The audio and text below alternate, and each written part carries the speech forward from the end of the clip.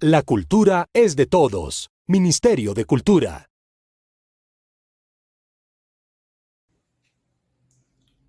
Hola, ¿qué tal? Bienvenidos a la plataforma audiovisual de artistas tolimenses que llevamos desde la Fundación Cultural y Social Pijao, del Ministerio de Cultura, hasta sus casas para seguir conociendo la vida de los artistas tolimenses por el mundo. A mí me llaman artista polifacética, pero yo creo que yo digo que soy artista todera, porque no solo me dedico al teatro, sino que me encanta la pintura, también he hecho exposiciones a nivel nacional, a nivel internacional, hice 2 veces. Y también me gusta componer para el teatro, en la parte musical, en la parte de literatura también he escrito cualquier cantidad de obras de teatro, sino que yo creo que el teatro abarca el resto de las artes. Por eso me parece que es el arte más completo desde mi punto de vista.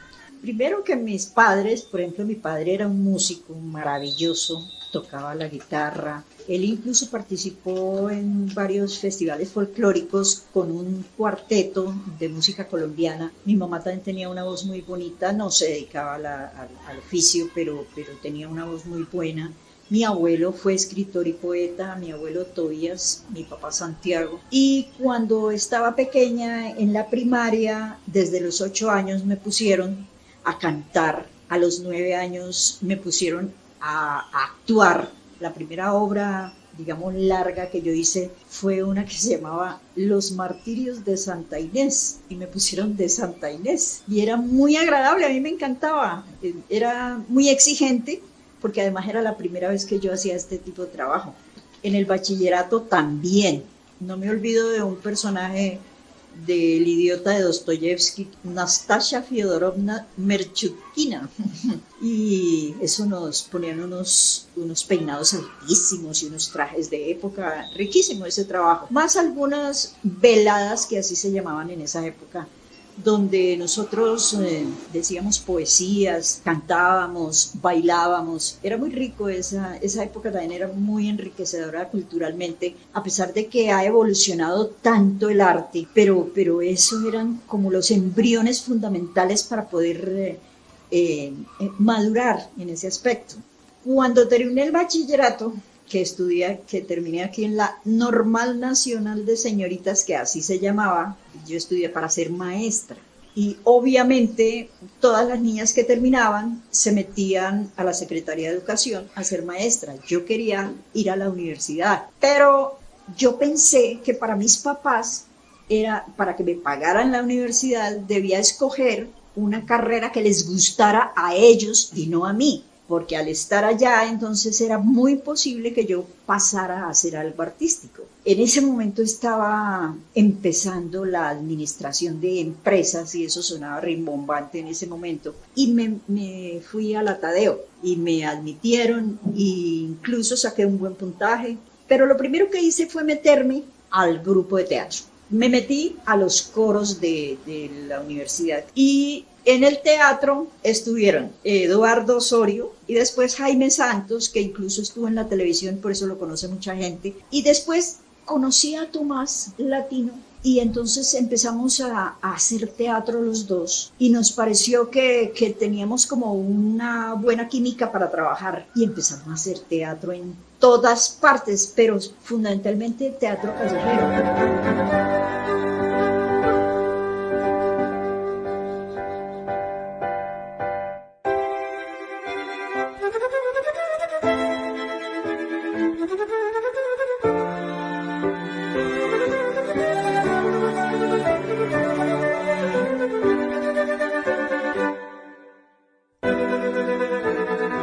Los primeros trabajos que hicimos, los hicimos en Bogotá. Después nos fuimos a Medellín, nos fuimos a Barranquilla, después nos fuimos a Cali, nos íbamos por todas las capitales haciendo teatro de la calle. Y alguna vez nos invitaron a la primera muestra de teatro en San Juan de Puerto Rico.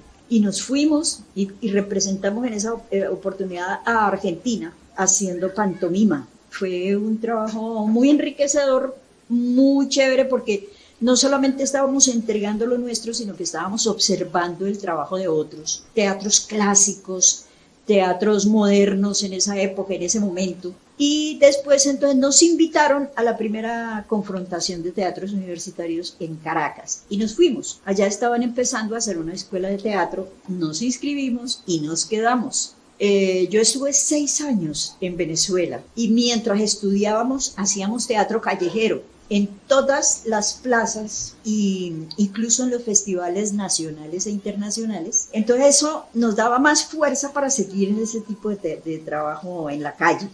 También hacíamos teatro de sala, obvio. No me olvido de Torquemada, fue una obra que montó el Teatro Universitario. No, la administración quedó prácticamente ahí porque cuando yo estaba en el 9º semestre conocí a Tomás. Cuando estaba en el 9º semestre y no me gradué. Hice 9 semestres, empecé el 10º y no lo terminé. Después ya me desinteresé. En Caracas hicimos la escuela de teatro. A la par, yo recibía talleres de pintura. Y lo de la música fue cuando estaba en el bachillerato que profesores del conservatorio me enseñaron a tocar la guitarra y a componer. Y entonces por eso es que yo revuelvo todas estas artes, pero me siento feliz revolviendo todas estas artes. Mi papá era gerente de una empresa y entró una gente a robar y lo mandaron a otra dimensión. Muy desafortunadamente, él era un tipazo maravilloso, muy amoroso, pero yo estaba por allá, pero cuando supe me tocó venirme, porque tocaba venirse. Y cuando él llegó a Ibagué, le encantó Ibagué y se quedó, y yo también. Y desde entonces pues empezamos a hacer teatro acá, hicimos un curso intensivo para maestros, que fue cuando Carlos Orlando Pardo estaba de secretario de Cultura del departamento y estaba Mario Arbeláez dirigiendo el Instituto Departamental de Cultura, inicialmente Municipal de Cultura.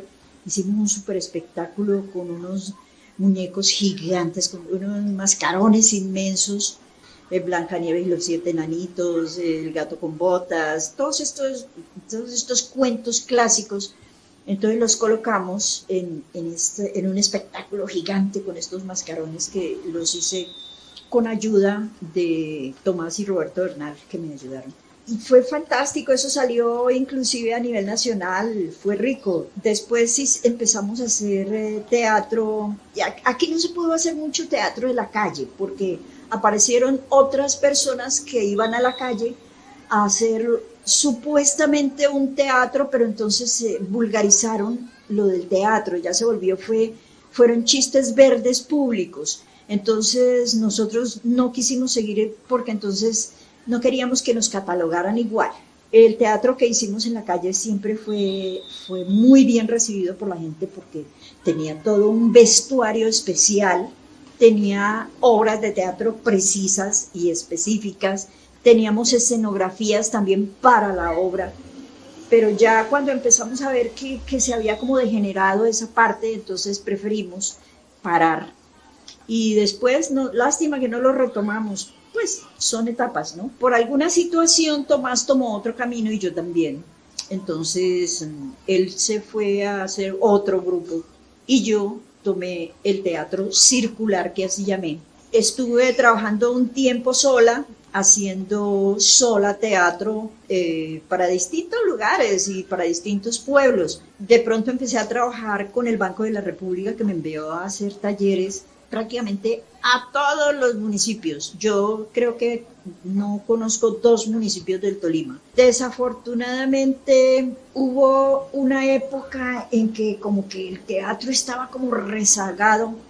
Entonces Henry Sánchez y yo nos pusimos de acuerdo y creamos otro grupo que se llamó Teatrapo Teatro, con el que empezamos haciendo una obra de 5 etapas, se llamaba Los 5 Sentidos Capitales, porque era a los 5 años, a los 15 años, a los 35, a los 55 y a los 105 años. Entonces era un reto actoral maravilloso que hicimos los 2. La llevamos incluso al Ecuador. Después seguimos trabajando juntos, hicimos muchas obras, muchas de esas incluso obras que yo había escrito como Fantasmas y Fantasías entre Enanos y Gigantes, que es la incomunicación entre los adultos y los niños. Y esa obra la hicimos cualquier cantidad de veces, una obra musical, infantil.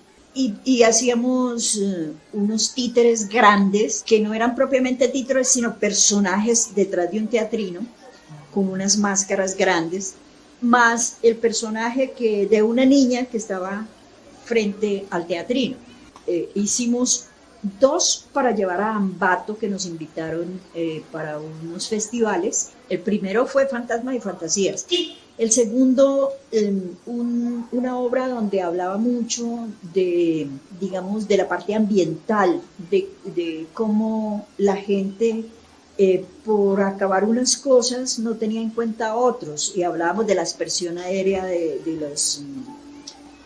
la coca y hablábamos de cómo hacían esas explotaciones de oro que decían que cuando era legal eran buenas y cuando era ilegal eran malas y nosotros creíamos que las dos son malas. Yo hice una obra mía que se llamaba La historia de Jonás en un barrio y también después ya no trabajé más con Henry, yo seguí con mi teatro circular, estuve en el Perú, hicimos un trabajo de pantomima como en 2, 3 lugares, después en el Ecuador también, y aquí en Colombia, que también hemos ido prácticamente a todas las capitales.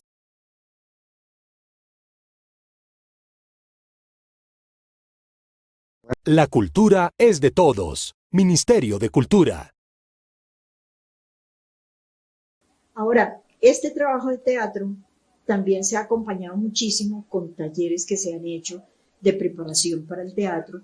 Y pues en el caso mío yo he hecho trabajos para maestros. Cuando estuve en el Instituto Acorde, Lourdes Díaz, que fue decana de la Facultad de Música del Conservatorio, me llamó para que yo hiciera ese trabajo. Y muchas veces me tocaba reemplazar a otros profesores de literatura, por ejemplo, pero casi todo fue teatro. También hice cursos para mayores, para personas mayores. Y fue muy agradable porque eran músicos dentro de la obra de teatro, los mayores. Y también he trabajado con niños. Cuando estaba con Tomás trabajamos para sordomudos en Medellín. También hemos trabajado para prácticamente toda la gente y estuve, por ejemplo, coordinando el grupo Máscara de la Secretaría de Cultura. Estuve dando clases de actuación, de expresión corporal y de historia del arte en la EFAC. Y bueno, en distintas partes. Yo trabajé con Universitaria, con la Universidad Musical, con la cooperativa, con la UNAD y también con colegios. El primer colegio donde trabajé, hice un montaje muy rico, fue en la presentación de arriba. Hice algún trabajo también en la presentación de abajo, en el Liceo Nacional. Bueno, en tantos colegios yo estaba ahí, no solamente aquí, en el Isidro Parra, en el Líbano, por ejemplo, chévere, hicimos un trabajo allá muy chévere. Cuando todo eso de la avalancha, también hicimos un trabajo en Armero Guayabal, sobre todo en Guayabal, dando talleres y haciendo funciones porque la gente estaba realmente amarrada del dolor con tanto problema. Bueno, y en la parte pictórica también hemos hecho 1000 cosas, hemos hecho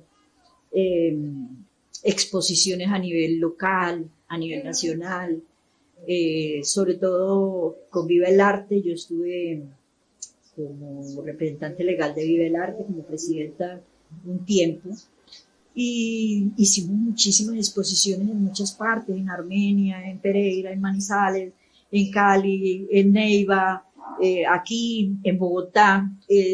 Fue rica esa parte, no solo los niños, pero los niños son una parte muy importante, porque es que los niños son los que van ganando o perdiendo en esta sociedad. Entonces, si a los niños se les dan herramientas para que hagan cosas artísticas, esos niños jamás en la vida se van a perder en cosas oscuras. Yo tuve muchos alumnos, niños, prácticamente en todas las comunas de Ibagué, y era riquísimo trabajar con ellos, porque hay gente que dice que los niños son difíciles, pero no es que sean difíciles, es que hay que mantenerlos trabajando todo el tiempo, y hablándoles y diciéndoles y yendo a un lado y yendo al otro y dándole importancia a cada uno de ellos. Y a toda la gente le pasa lo mismo, no solamente a los muchachos o a los niños. La gente motivada de alguna manera es la que tiene mejores resultados en todo. Y todo el mundo sabe que el ser humano no es solamente esta parte corpórea, que puede ser muy bella o muy fea o lo que quieran, pero también hay un espíritu que es el que le da esa fuerza precisamente al cuerpo. Y hay esa parte mental que es el poder más importante que tienen los seres humanos y no nos hemos dado cuenta todavía. Es increíble, a estas alturas hay un porcentaje mínimo de gente que sabe que el poder de la mente es pero fantástico. Tal vez lo más complicado para mí ha sido que yo no aprendí a manejar esta parte económica. Tal vez es lo más difícil. Muchas veces me dijeron, mire, ¿por qué no nos haces esto? Es que el colegio no tiene plata, que no sé qué. Y entonces uno también, pues por colaborar con la gente. Pero entonces también hay gente que no dice la verdad, sino que es un poco por ganar ellos también, por no sacar dinero de alguna parte para compensar el trabajo que hace uno. Tal vez eso ha sido lo más difícil. Yo creo que uno tiene un camino, porque mentalmente uno se lo ha trazado desde chiquito, y por más que quiera seguir otra cosa, siempre termina en lo que uno esencialmente es y quiere ser. Bueno, en el campo pictórico, inicialmente pues recibí algunas pequeñas clases en el colegio de dibujo, sobre todo cuando estaba en el bachillerato. Yo estudié con monjas y a las monjas les gusta mucho el arte también, afortunadamente. Sin embargo, cuando yo estaba en el bachillerato me costaba muchísimo, hacer, digamos, un cuerpo con todas las, digamos, las dimensiones correctas, ¿sí? No era complicado, pero hay que hacer manos, brazos, cuerpos completos, y en ese momento ya es muy fácil, digamos, a medida que fue pasando el tiempo fue muy fácil hacer este trabajo. Yo estuve haciendo no una carrera como en el teatro, pero sí estuve recibiendo muchísimos talleres de mucha gente. Estuve viendo muchas exposiciones. Aquí tenemos pintores fantásticos también, como Darío Ortiz Robledo, es un pintorazo también del figurativismo, ¿sí? Hace cosas muy reales, un trabajo muy bonito que hace él. Aquí, por ejemplo, Edgar Barón también es un pintor muy juicioso, muy trabajador. Yo estuve ahí como representante legal de Vive el Arte, estuve ahí de presidenta un tiempo. Y también ahí es donde yo hice afiches, incluso tengo, no sé si los traje, pero tengo unos afiches hechos para las exposiciones que hacíamos nosotros acá con Vive el Arte.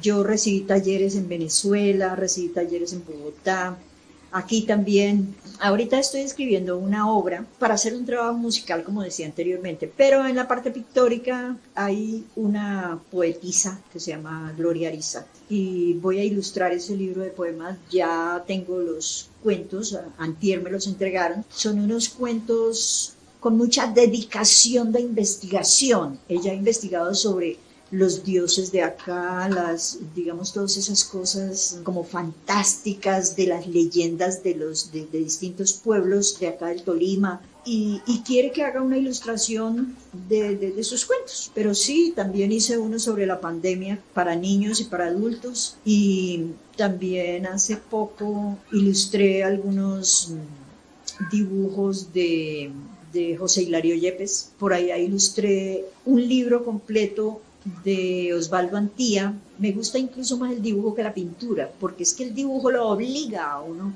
a muchas cosas y es muy rico, me encanta.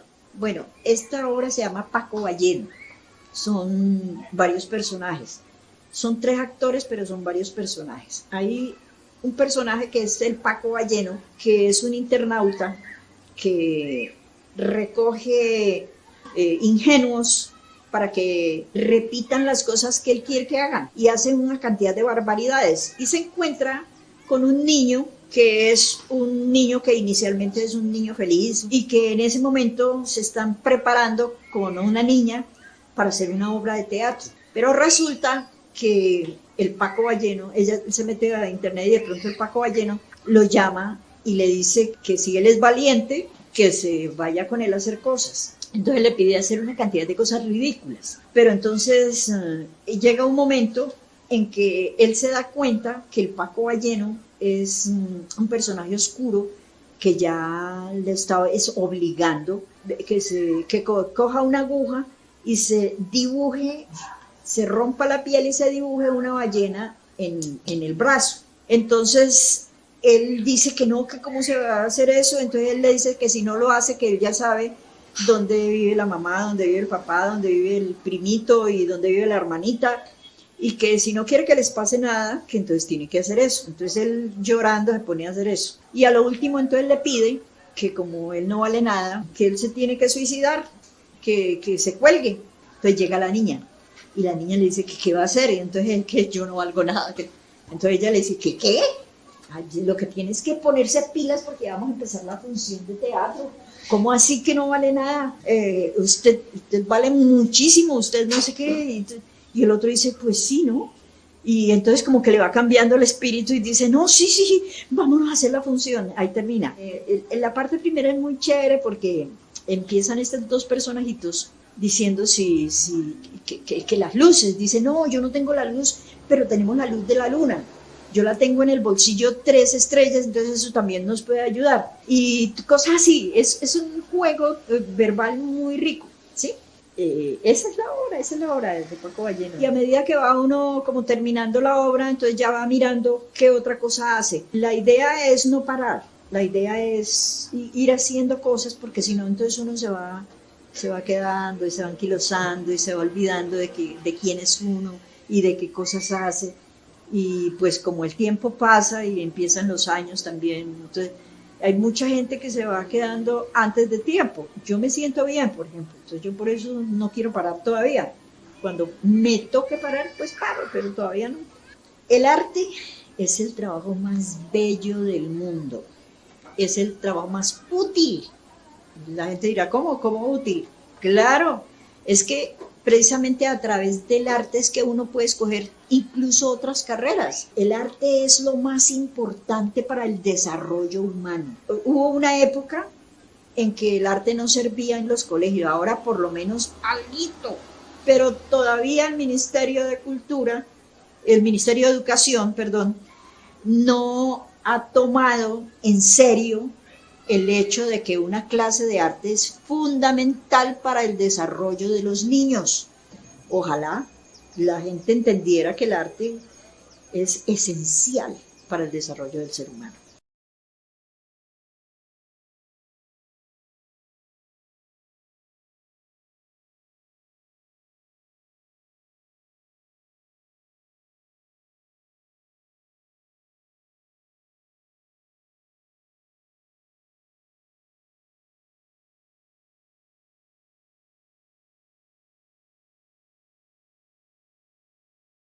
La cultura es de todos. Ministerio de Cultura.